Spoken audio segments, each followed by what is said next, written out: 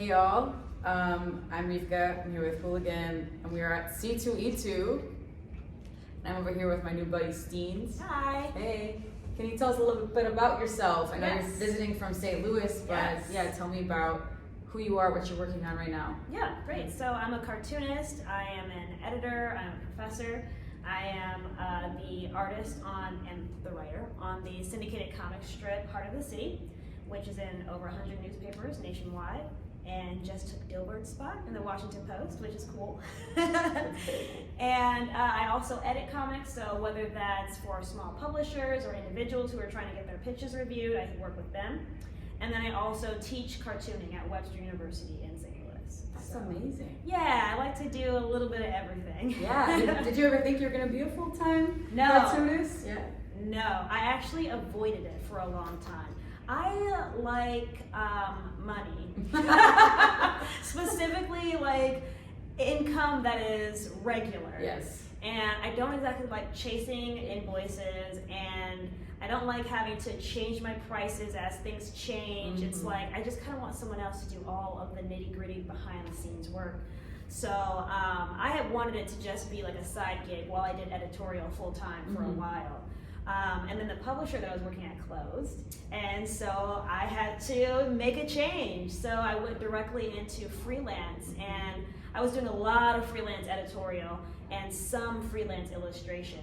And eventually, after doing my own stuff, because you know, when you're working at a publisher, you're working a full-time job, it's kind of hard to do your own projects. Yeah. You always put it off. Mm-hmm. And after I got let go, I was like, I don't have an excuse anymore. I should just be making what I want to make. Mm-hmm. So I started making those comics, and that's where I was found. I went to SPX one year, and my editor found me, who helped me get into the syndication.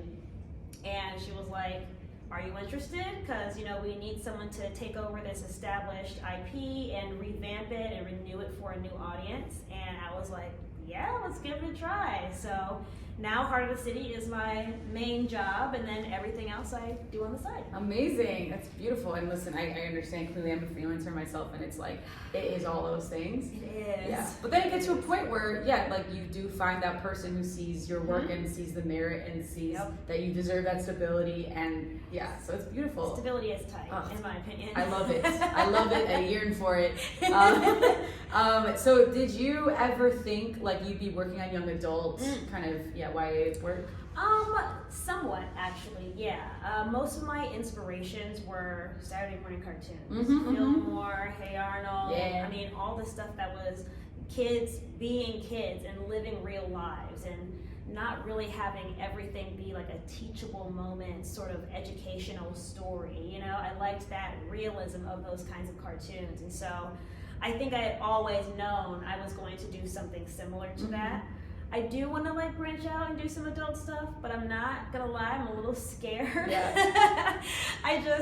My style, as you've seen, is relatively cute.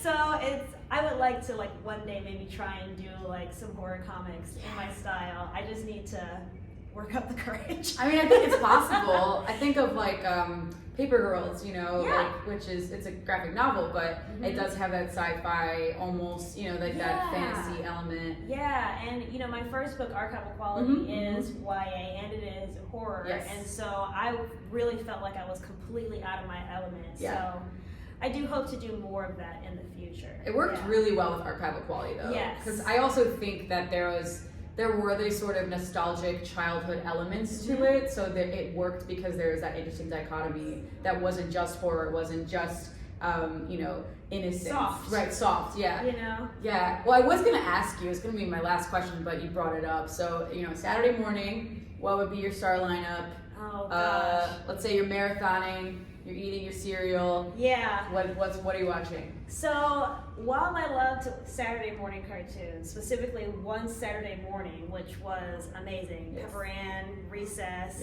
all of that good stuff. My actual like recipe, my menu was Toonami. Oh, true. And it was a family affair. Yeah. Like, my parents are interested in nerd stuff as well. Oh. And so dinner time meant while they were cooking dinner, me and my sister would watch Sailor Moon. Dinner is ready, we watch Dragon Ball Z, and then we have dessert with Justice League. And so it was like, it's always been a part of my life and my family to like indulge in these kinds of media. That makes me super happy. Yeah. That's great. I love Toonami. Did you see on Cartoon Network they were doing like this competition between cartoons?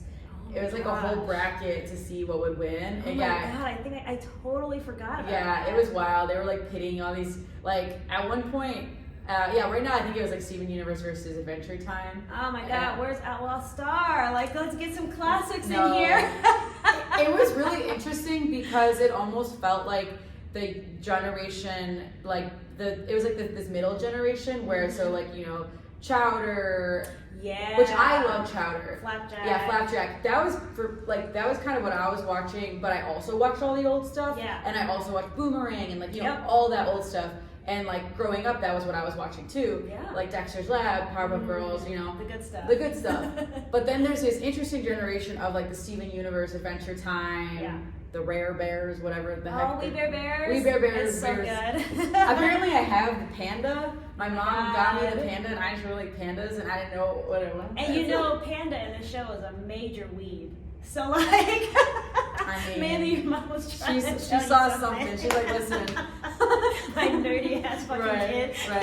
I heard something about this panda bear, and I have to gift it to you. Incredible. Yeah. But I mean, that's so great. I feel like having that kind of environment where you're encouraged to go for kind of nerdy things or like things that you're interested in, you're not shamed for it. Yes. Like, this isn't for kids, or you can watch this at any age. Like, did you feel like that was encouraged of you?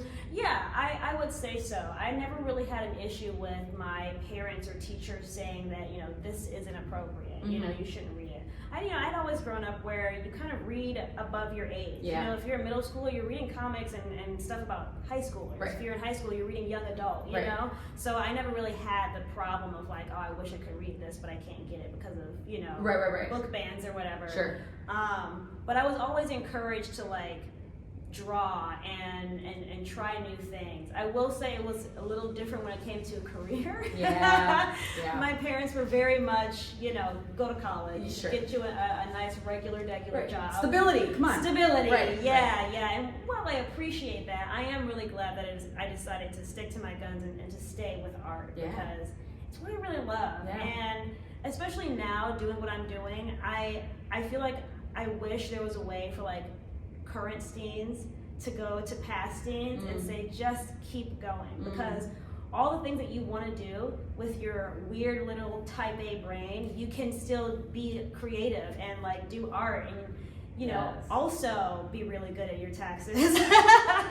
So are you Capricorn? What are you? No, but I'm not surprised you said that. No, I'm a Libra. Me too. Yeah. Oh my god, do you have Capricorn? No, I have Virgo. Virgo. That's what it is. What is it, your rising? It is. Oh, I see. Yes. I'm a Cap rising. See, So we both have Earth rising. Exactly. I love, so we're very much, my moon is Aquarius. Me too. This is crazy. I like had a feeling. It's just like the idea of like that stick-to-itiveness, that organized, that let's make things happen, let's make that money, but also having time to be creative and spiritual about the work that you do. Being able to do both is so great. 1000%. And I'm glad that I am able to do this, because this is a dream. Right. Absolutely. Like, it's like you have your head on your shoulders, you know what you're supposed to do, you have the vision, but you also have like that element of like that playfulness. Yeah. Like, you should have that playfulness, because if you don't, nothing you make is going to be what you want it to be. You know, it's going to be whatever, which kind of brings me to this next question. You know, you were on a panel earlier and you were telling me about it. I'd love to hear us talk about it right now. Yeah, so we were talking about the rise of YA graphic novels and how things have just changed over time. And I'm an educator as well, so I'm all about making sure that books are accessible and we can really learn about our past and, you know, hope for our future.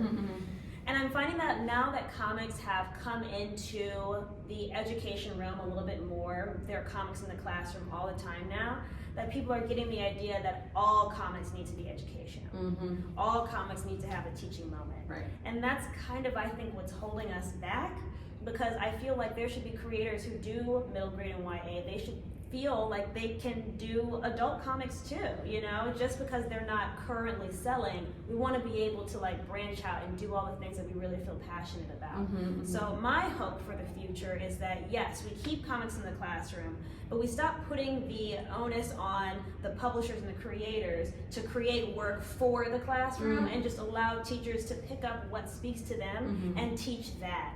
Not everything has to be a very specific demographic, Yes. certain kinds of like word usage, content. I mean, there's so much that we're missing out on because we're so focused on the things that don't really matter. Right. It's almost like reductive. It's like, you know, let's create these very specific, and what I'm assuming they're like, let's be inclusive, let's do these things. Yeah. But there's almost like this reducing, they're asking they're so asking much. you to do like check boxes. Right. You know, is this queer? Yes. Is this BIPOC? Right. Yes. And it's like, but my comic is more than just the check boxes. It's the story. It's how you feel, you know? Right. And you can't really like, how do you promote that? Like this comic will make you feel a certain way.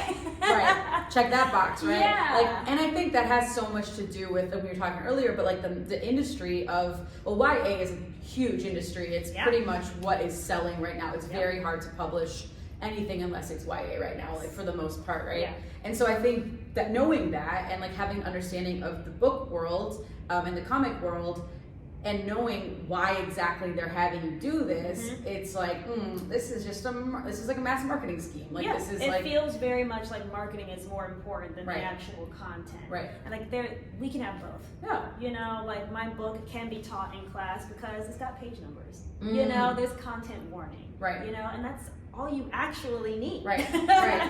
It doesn't need to have like no shade on like, you know, Junior Library Guild or like Kirkus reviews or whatever, but like it doesn't have to be well like lauded in order for it to be worthwhile. It can be small, it can be a zine. That's why anytime I go to shows like Cake or Slice, my new show that I'm putting on in St. Louis, the St. Louis Independent Comics Expo. So like I always go to these shows, I pick up zines. All the ones that I love, I keep. All the ones that are like, I don't really want them, I give them to my students. For you know, sure. It's like, welcome to class. Here's a bucket of zines. Pick out the ones that you want. Right. You know? And the culture of zines has always been this like public library, this information that's accessible. And that's what's so beautiful about it, you know? And I think just hearing what your work, or like what you're talking about right now, I wonder, and you have said this before, but like, are you creating a way for you to create that work that you want to create while still having to do, you know? Yeah, I am actually. So just recently I wanted to find a way to get my art outlet, because when you're doing art full time, it can be very easy to feel like you're in a slog. Yeah. And I don't want to hate my work. Yeah. I don't want to dislike drawing because I do it full time. So I started making these 8-page zines, you know, the ones you can just fold one sheet of paper, and I've been using that as like my sketch diary. If I feel like I want to draw something, I'll put it in the zine. And then once it's filled up, I'll make like 10 copies and I'll send it to some of my friends. Yes. And it's just like a nice way for me to feel like I'm creating for myself, but also a way for me to keep in contact with my friends when, you know, we're in the middle of a pandemic and not everyone's going to be able to go to conventions. Right. I just want to make sure that I keep those relationships strong, even if it's just by sending them a zine in the mail. You know? 100%. I mean, I think that again, like it comes back to that, like the zine culture and just like the kind of work that you want to create, which goes against, honestly, a lot of the capitalist structure that publishing lives under, you know? That's true. Well, I want to kind of start wrapping us up because I feel like we could probably go on for a very long time. So, but I guess kind of going back to what you said about just keeping those relationships in the pandemic. Speaking of the pandemic, what did you get into during the pandemic, and what was kind of your like new thing? My new thing? Maybe your new nerdy thing, maybe, you know, whatever it was. Like you got to a show, you know. I became a roller skater. Oh! Yeah, so I got some roller skates for the first time in like 20 years. Cool. And I have been learning St. Louis style skating, which is ballroom skating and slow, like dancey kind of skating. So yeah, that's what I've been doing. I do that at least 3 times a week. And the rink? So, You go to the rink? I go to all sorts of rinks. I want to go to the rink here in Chicago, but I didn't have time. I had to bring books instead of my skates. So. But I'll be back in May, and I will be going to the rink. Yeah. So yeah, definitely a skater now. That's so cool. Did you ever see the show Betty? It's not roller skating, but it's skateboarding. It's a bunch of like queer, like non-dudes skateboarding, and they're like all 20, 21. I like that. Yeah, you write it down. It's really good. Great. Yeah, well, this was so great, and thanks for being here. Thanks and for thanks having talking me. This was really great. Yeah, cool. All right, see you later. See you later. Bye, guys.